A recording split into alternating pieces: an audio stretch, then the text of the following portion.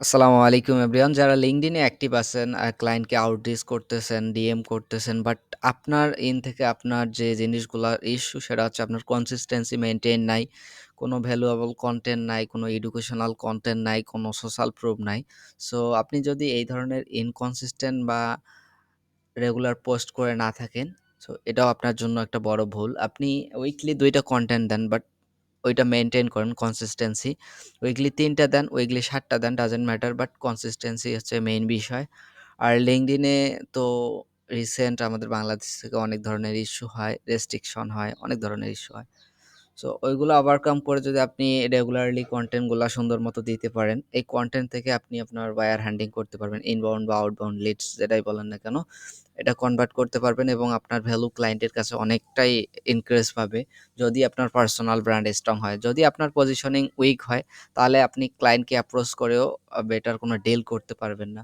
So এজন্য আপনার উচিত যে আপনি রেগুলার কনটেন্ট দেন। যেমন আমি আমার লাস্ট ৩ দিনকার জন্য ৩ টা কনটেন্ট ডিজাইন করছি। যেমন এখানে একটা পার্সোনাল ব্র্যান্ডের ৭ টা পিলার নিয়ে কথা বলছি। অনেকে পার্সোনাল ব্র্যান্ড বিল্ড করে, বাট এই ৭ টা পিলার মাথায় না রেখেই বিল্ড করে। এই জিনিসগুলো ভুল করে।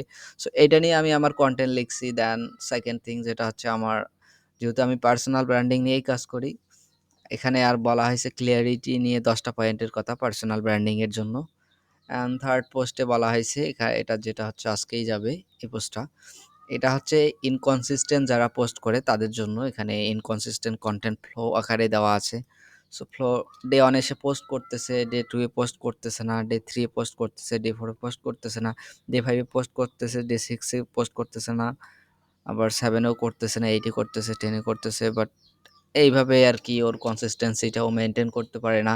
ওর কোনো একটা শিডিউল টাইম নাই, ফিক্সিং কোনো, মানে বিভিন্ন ইস্যুর কারণে ওর LinkedIn এ কনসিস্টেন্ট হতে পারতেছে না।